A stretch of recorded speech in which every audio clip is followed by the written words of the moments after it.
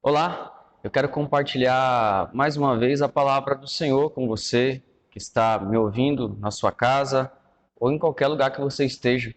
Abra sua Bíblia em 1 Timóteo, no capítulo 1, versículo 15. 1 Timóteo, capítulo 1, versículo 15. Diz assim a palavra do Senhor: Fiel é a palavra e digna de toda aceitação, que Cristo Jesus veio ao mundo para salvar os pecadores, dos quais eu sou o principal. Como é um só texto, eu vou repetir. Fiel é a palavra e digna de toda aceitação, que Cristo Jesus veio ao mundo para salvar os pecadores, dos quais eu sou o principal. Vamos ter uma palavra de oração? Ó Senhor, nós te agradecemos mais uma vez por poder meditar na tua palavra. Neste instante de meditação, ó Pai, ilumina os nossos entendimentos com teu Espírito Santo, para que possamos ser edificados, consolados e também corrigidos. É o que nós te pedimos, em nome de Jesus. Amém. O que eu quero compartilhar através deste único verso da Escritura para você são 4 verdades a respeito da salvação. Este texto, este pequeno versículo, ele fala de 4 verdades importantes a respeito da salvação. A primeira verdade importante a respeito da salvação, que esse texto revela, é sobre o objeto da salvação. Deus, ele se propôs a salvar pessoas. E a gente costuma muito usar essa expressão salvação, mas não costumamos pensar o porquê disso, o do que Deus quer salvar e quem Deus quer salvar. Esse texto nos fala primeiramente, então, do objeto da salvação. O objeto, o foco da salvação, segundo esse texto, são os pecadores.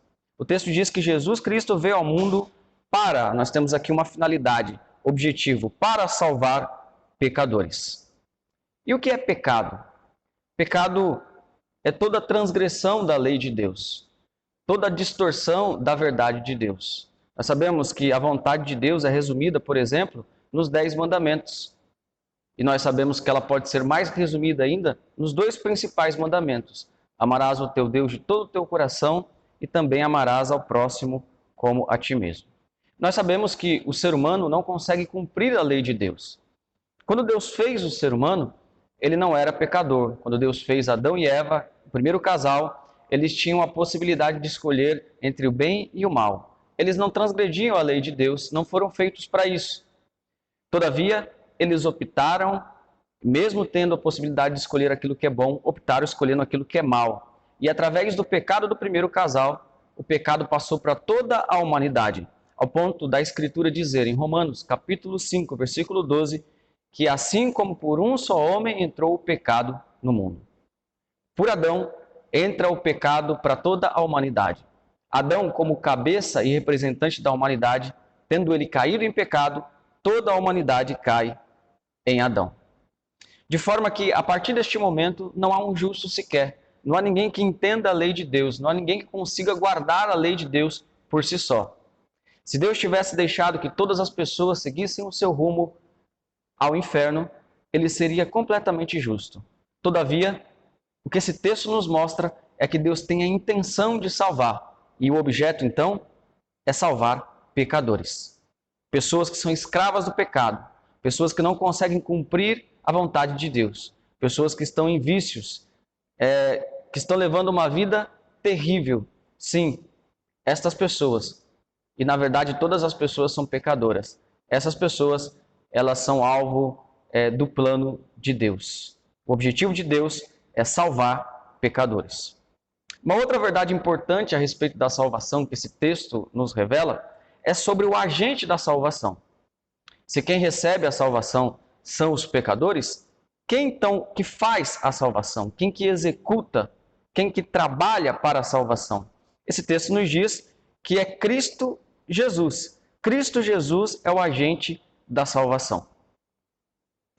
O ser humano, como não tem uma possibilidade de por si só entender a lei de Deus, não tem a possibilidade por si só de guardar a lei de Deus, de seguir os padrões que Deus nos dá, ele não pode ser salvo por si mesmo. Por isso aprove a Deus preparar um Salvador. Por isso, Jesus Cristo é o agente da salvação. O ser humano não consegue fazer isso por si só. Por isso, o texto diz que Cristo Jesus veio ao mundo para salvar pecadores. Ele é o agente da salvação.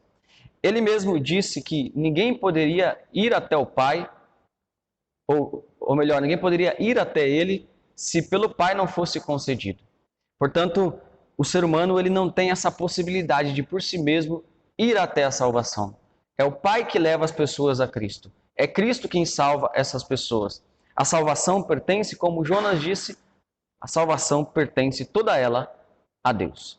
A terceira verdade que aprendemos com este texto a respeito da salvação é o modo da salvação.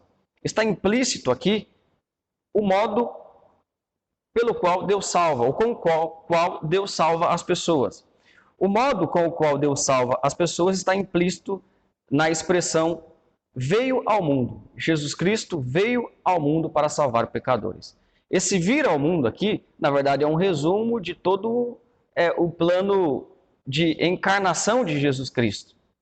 Ele veio ao mundo, ou seja, Jesus se tornou carne. Isso era necessário. Era necessário que, para que pessoas fossem salvas e perdoadas, era necessário que alguém levasse o pecado dessas pessoas.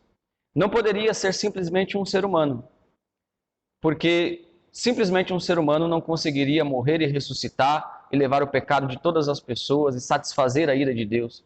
Não poderia ser simplesmente somente divino, porque era necessário que o Redentor, aquele que fosse salvar, também se identificasse com as pessoas salvas.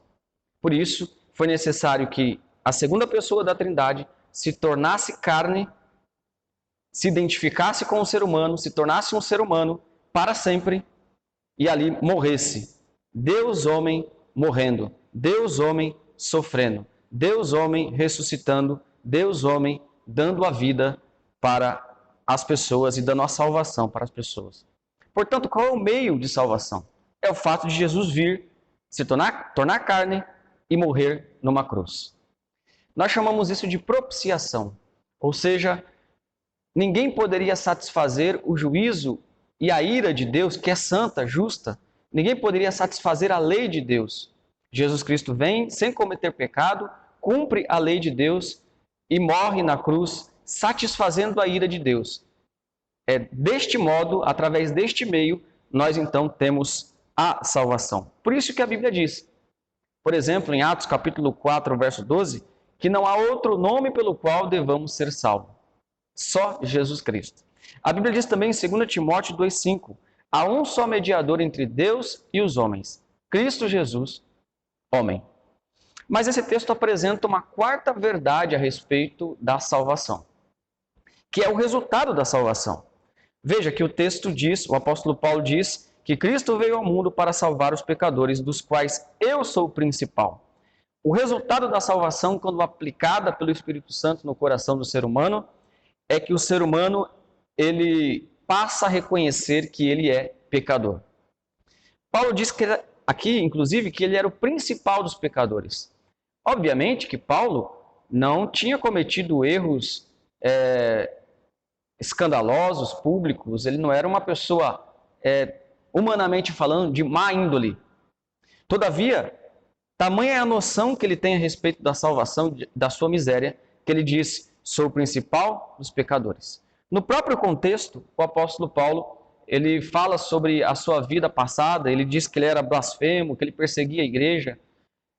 Esse reconhecimento, essa consciência de que nós somos pecadores, é um resultado da salvação. Deus salva a pessoa, o Espírito Santo opera no coração da pessoa e essa pessoa passa a reconhecer coisas que outrora ela não reconhecia. Passa a reconhecer que ela é pecadora. Por isso, então, a necessidade de arrependimento. O que nós vimos aqui, então, através deste texto? Vimos 4 verdades a respeito da salvação. Primeiro, Deus salva pecadores. Segundo, Jesus Cristo é o agente da salvação. Terceiro, ele salva através da sua encarnação, morte e morte na cruz. E por último, isso deve trazer na nossa vida uma consciência do nosso pecado e nos fazer arrepender de nossos pecados. das práticas erradas que fazemos e termos uma nova vida em Cristo. A Bíblia diz, inclusive, que aqueles que estão em Cristo mudaram a sua vida. As coisas velhas já passaram, eis que tudo se fez novo. Se você quer que todas as coisas se façam novas na sua vida, você tem que compreender este plano pelo Espírito Santo, este projeto de salvação e reconhecer que você tem pecado contra Deus. Eu quero orar por você que quer neste momento reconhecer a Jesus Cristo como o único e suficiente Salvador de sua vida. Reconhecer que você tem andado em pecado. Todos nós outrora andávamos em pecado até que Cristo nos alcançou. Vamos orar. Senhor, nós te glorificamos, ó Pai, por esta palavra que é digna de toda aceitação, porque foi inspirada pelo Senhor. Te adoramos por essas 4 verdades a respeito da salvação e pedimos, ó Pai, que o Senhor haja de tal modo no nosso coração que nunca percamos a consciência de que somos pecadores. Haja também no coração daqueles que estão ouvindo.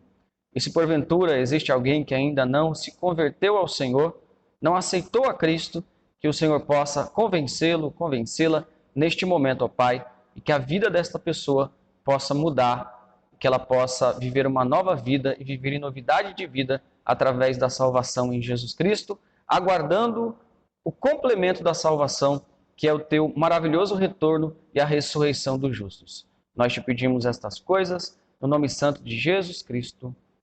Amém. Que Deus abençoe a sua vida.